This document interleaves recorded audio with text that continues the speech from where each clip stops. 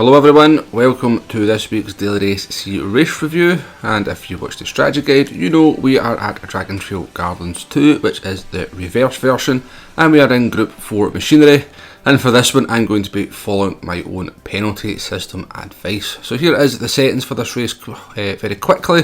12 laps to get round, fuel at times 3 and tyre wear at times 7, and only the racing hard tyres available. So moving on to race number 1. And you'll see we are starting this one in third place, and we are in the Aston Martin V8 Vantage Group 4. Now, I had sort of predicted in the strategy guide that this one would very much be dominated by the Audi TT, or in the very least that the leaderboards for qualifying would be dominated by the Audi TT, but that hasn't proven to be the case, and it is the Mazda Atenza that has come to the fore in qualifying. However, in the race there is very much a mixed bag of cars. The BMW seems to be very strong, the Cayman is very strong. Some people are in the Scirocco, some people are still using the FF cars, and there is quite a wide variety of different machines being used and sort of seem to be capable of getting a good result. Now, if you did watch a strategy guide, you will know that this one was pretty much a no-stop strategy. You could do a one-stop, it wasn't that much slower, but obviously making the pit stop where you lost about 7 seconds, you'd sort of run the danger of putting yourself behind some other cars that you'd have to work your way through. And there was no guarantee you would get back up to where you had what position you'd been in before you pitted. So a vast majority of drivers I seen in the races I did were doing the no-stop strategy. Okay, this race is now underway. We are sort of about halfway through lap number 1. We've managed to maintain our third place, kept it nice and easy into the first corner. No need to make any kind of silly moves there. We've got sort of 12 laps to try and sort of work our way forward. We've got an Audi TT in front of us. Now, I did sort of know this car would be pretty quick out the box, but we started to struggle with its tyres after a few laps, and particularly come the midway point. So no real rush to get the overtake move done on the Audi TT in front of us. I believe it's an Atenza that's in the lead as well, and we've got the close attention of a BMW behind us. So coming out of the hairpin, we actually get a good run on the Audi down towards the sort of dodgy chicane. But the Audi TT obviously very strong in a straight line. We move to the outside and we just kind of notice that the BMW is on our inside, too late on the radar. We make contact, we do a little bit of a half spin, take a look behind us to make sure it's safe to rejoin. We see the Lamborghini coming, we keep it to the inside of the track, and as the Lamborghini goes past us, it picks up a 2-second penalty. Very unlucky for the Lamborghini. I was a little bit annoyed with the move from the BMW initially. However, we will take a little bit of a look at that in detail in just a little bit of a second. We did our best to rejoin the track safely. Unfortunately, the Lamborghini made the slightest of contacts with us and picks up our somewhat dodgy penalty. As we said, the penalty system, I'm quite happy with a lot of the way it's working, but in terms of side contact, it still can be a little bit dodgy. But let's take a close look at these incidents as we just said we were going to. So we're on board with the BMW. Coming into the first part of the chicane, we'll just sort of slow down the footage there. I didn't really think the BMW was going to go for the move. I thought a bit early in the first lap, and we've not really left the BMW a whole lot of space. This BMW hits the sausage curb, loses the back of the car, sort of makes contact with my car, spins me around, and off we go, and the BMW is allowed to carry on. And if we go back on board with the Lamborghini, you can see we are recovering to the right hand side of the track. Now, as I suggested in my recent penalty video, if you have an instant ongoing in front of you, you have to make adjustments to your driving to try and avoid picking up silly penalties, and that's exactly what the Lamborghini driver does. He takes account of where my car is in the track, takes a wider entry into the sort of third part of the chicane, but somehow we make the medius of contact and the game detects it as a penalty for the Lamborghini driver. So extremely unfortunate for that driver. As I said, he did absolutely everything right in the circumstances. However, that incident has put us down into 6th place. We're around about 3 seconds behind the group of cars in front of us. I did think we had the pace to catch up with them, and as we move forward to the midpoint of lap number 5, it's taken us a bit longer than I thought it would, but we have closed that gap down. There wasn't a whole lot of fighting going on between them, so it just took us a little bit longer to sort of close that gap down. And our lap times weren't great, to be honest with us. We did a 39.6 initially, but then we sort of dropped into the 40s. Which was a little bit strange, to be honest with you. We should have been keeping it in the 39s, certainly over those opening laps.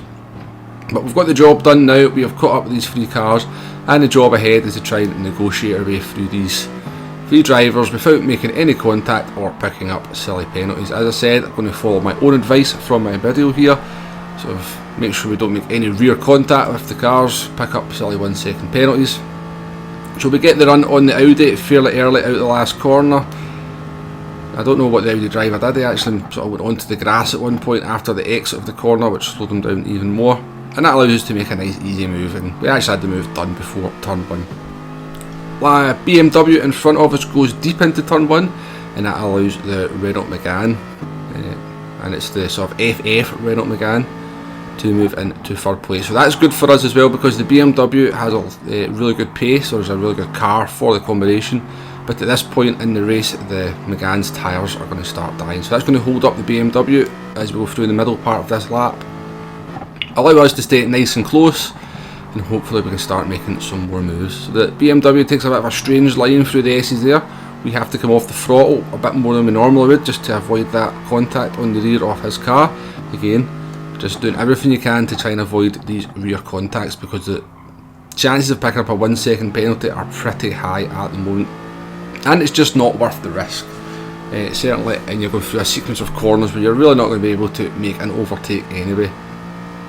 So the BMW gets the move on the Megane there into the hairpin, but the Megane's got very good straight line speed, which means coming down into the chicane they're going to go side by side. Now, we don't want any part of that, we break nice and early, and we'll just let them have their fight and try and take advantage of the consequences. And the consequence for the BMW driver ahead is that he makes a slight cut on one part of the chicane and picks up a ½ second penalty. And so phase 2 of operation past these 3 drivers without picking up a penalty goes a lot more smoother than it potentially could, as the BMW serves a penalty and allows us to move past that driver. So 2 down, 1 to go. We have got the Renault Megane still in front of us, and at this point definitely going to be struggling with front tyre wear. Certainly not struggling for straight line speed though. You can see the sort of pull he gets off the first corner there, and the gap it manages to open to our car down into this very, very tricky quadruple left-hander. However, we've still got plenty of front tyres left in our car compared to the Megane, no doubt, and we're able to sort of close up massively on that car through that sequence. Into the S's, the Megane's likely to be struggling there, so we're going to sort of just make sure we adapt our driving. Again, we're not going to make any rear contact with that car. I know that car is going to be slower through those corners, so again I've got to adjust my driving to sort of match their speed. They have the right of way, but we do take a bit of an optimistic look up the inside here, more because the Megane runs wide. The Megane does get a good exit, pulls ahead of us. Our line's been compromised, and that's allowed the BMW that served a ½ second penalty to get halfway alongside us on the left hand side there. But the Megane moves over, gives us a little bit of slipstream. Aston Martin's pretty good in a straight line as well, and we sort of hold on to that position against the BMW. So you can see the Megane struggling to make the apex there through the chicane, and this should be our opportunity coming through the last corner. We should be able to come off the corner with a lot more speed than the Megane, and hopefully get the move made down into turn 1. And we just about managed to come off the corner with a little bit more speed, a little bit of slipstream. We pull out of the slipstream. Megane knows that fight's not going to happen, he knows his race is going backwards, doesn't try to fight it, and we make the move up the inside. Now at this point he does try to fight it a little bit round the outside of turn 1. Of course the sort of natural radius of that corner means he's going to drop back by the second part, and that is us up into third place. We've managed to negotiate those 3 cars penalty free. Some good close racing, good bit of respect shown by the drivers. It's certainly one of the things I've found about the sort of new penalty system. Again, I think it does a lot of things right. I'm quite a fan of the sort of harsh penalties for the little booty taps, but in terms of side-by-side contact, it definitely still gets things wrong. In terms of what happened to the Lamborghini driver, it definitely still gets things wrong. But it does feel that the sort of fear almost of picking up a sort of dodgy penalty is forcing drivers to drive a little bit more cautiously and respectfully when sort of in sort of combat, if you like, side-by-side racing, which is definitely a good thing in my opinion. We couldn't make a whole lot of impact on the top 2. That was pretty much the action finished for this race once we got by those 3 drivers. So I closed the gap down to the leader a little bit. I guess they're in their tens and their tyres started to go. But third place was to be as high as we got for this one, which is where we started, but given the trials and tribulations of the first lap, not a bad result in the end. Moving on to race number 2, we are starting this one in 5th place and we have moved into the 650S. Now the Aston Martin was okay, but I certainly didn't feel like it had the pace of the McLaren. When we did the strategy guide, the McLaren seemed like a very solid car for the combination. So let's get this race underway and hopefully we can make a slightly better start than we did in the last one. To be fair, the start wasn't too bad in the last race, it was just the end of the first lap where things went a little bit wrong. But looking back on it in the slow motion, I definitely think it was a sort of 50-50. We didn't give the BMW enough room on the inside of the corner, and so I can certainly take a portion of the blame for that one. Into the first corner in the McLaren, we've got a Cayman in front of us. Take it nice and easy. Again, we're not looking to make an overtake in the early stages. However, we do seem to get a very good run on the Cayman out of turn number 2, and I'm not sure if they miss a gear, but the sort of speed we close up on them means that we're with no choice really to go for this overtake into a corner I would never really want to make an overtake, if I'm honest with you. Now the Cayman does the right thing, sort of backs out of it and gives us the space, and we are up early doors into 4th place. However, that kind of early move means that we have now lost the slipstream to the car in front of us. We're 1.5 seconds behind, and that's not going to be an easy gap to make up. The 3 cars in front of us are all sort of running nose to tail, all able to drag each other along, and the driver in first place, Edu21, I'm assuming that is a secondary account for that driver. I've seen him in some top split races, so certainly not short of pace. So moving forward there seamlessly, maybe you noticed it or not, we're now on lap 5 and it looks like nothing has changed, and if it looks like nothing has changed, it's because nothing has changed. I've made absolutely no inroads whatsoever into any NSX in front of us. They've kind of lost the slipstream to the top 2 who are starting to escape. However, we get a little bit of a blessing here as the NSX cuts one of the corners in the chicane and picks up a half-second penalty. They're going to serve that half-second penalty on the start-finish straight, and that is going to allow us to half that gap dramatically, get us into the slipstream of the car in front, and we can maybe start making some inroads into the top 2 and see if we can get a podium out of this one.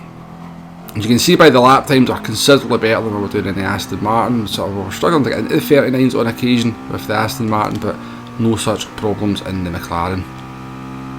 So we've now got into the slipstream of the NSX in front of us, and it's going to make things a lot easier to sort of try and close that gap down and hopefully to eventually get a move in. Now going through the quadruple left-hander there, you can see we seem to have a lot more grip than the NSX, and we've really closed that gap down now. So it looks like the NSX may be starting to lose his tyres a little bit, which is good news for us, but we've still got a long way in this race to go, and I kind of lost aspirations about sort of catching the top 2 at this point. They were 3 seconds ahead. They seem to have, like, at the very least they can match my pace, probably a little bit stronger. So really the priority for this race was to get by this Honda, and I didn't really see there was going to be much progress for that one. So I was going to take my time and do it properly. I wanted to sort of make sure we had a nice fair race with this Spaniard. So we get a slipstream down the back straight towards the dodgy chicane. Honda goes defensive. We go to the outside, not really any intention of making a move. As I said, we've still got plenty of this race to go. Coming into the last corner, this was one corner where the Honda seemed to have a big advantage over the McLaren. McLaren seems to really understeer badly in the second part of this corner. You can just see that gap open up there. The Honda driver goes defensive regardless, even though we're quite a long way behind. Just a bit of a tip, never go defensive if you don't have to go defensive. You're just making the sort of track longer for yourself by moving from one side of the track to the other. And you'll technically lose time that way anyway, just as you would if somebody was in the slipstream. So fast forwarding through a few laps here, you can see we're comfortably able to stay with the NSX but not get into any kind of a position to make a move. Now I did note that the NSX was feeling the need to go defensive very often, so I kind of got the impression that we're maybe starting to suffer a little bit of pressure here. But unfortunately that fight is going to sort of not really come to very much here, as the Honda cuts the second part of the chicane and picks up a half-second penalty. Now, as I said, we were having a bit of trouble that last corner with the McLaren. I'm sort of nearly making a bit of a a hash of it, and we sort of dropped back just enough to sort of not make it a guaranteed overtake on the Honda, even though it was serving that half-second penalty. But we do get in the front, and we're now up into 3rd place, and we're come to the part of the track where the McLaren seem to be very strong over the Honda. Probably I'm going to assume it down to having better tyre wear.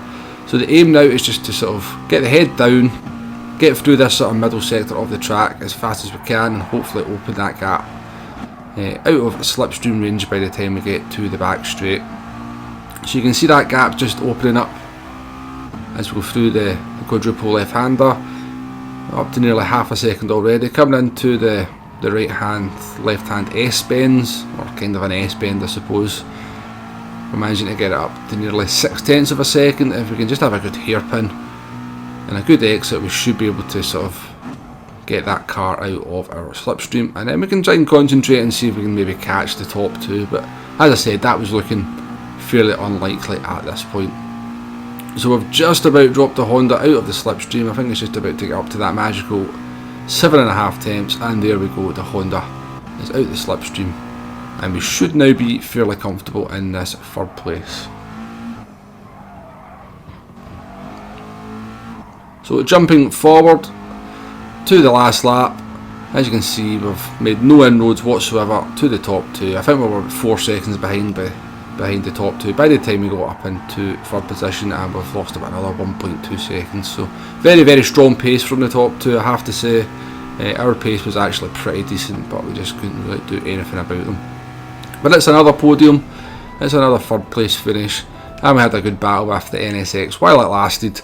Unfortunately, they got a half-second penalty. I think they then had run into some further troubles in this race, because I see they finished in the 5th place, so nearly 15 seconds behind our car. But yeah, we managed to negotiate both those races. Some good close racing. Managed to sort of follow my own advice, as I said, make sure we weren't making any sort of unnecessary contacts with cars in front of us. And I just want to reiterate that, you know, that is just something you're going to have to get into your driving at this point. Is we cannot make any unnecessary contacts with the car in front of us, any kind of little taps, and you really are running the risk of picking up a 1 second penalty. So unfortunately, this was the only races I actually managed to do in this combination through the course of the week, just a combination of work, and I'm doing some home decorating as well. But hopefully there's been some fairly entertaining stuff in there for you. Please hit that like button, please hit that subscribe button if you like what we're doing on the channel. We're gradually getting the subscriber numbers up, and 1k is not particularly far away, so please do sort of hit that subscription button if you haven't already. Until the next video though, thank you very much for watching, and goodbye.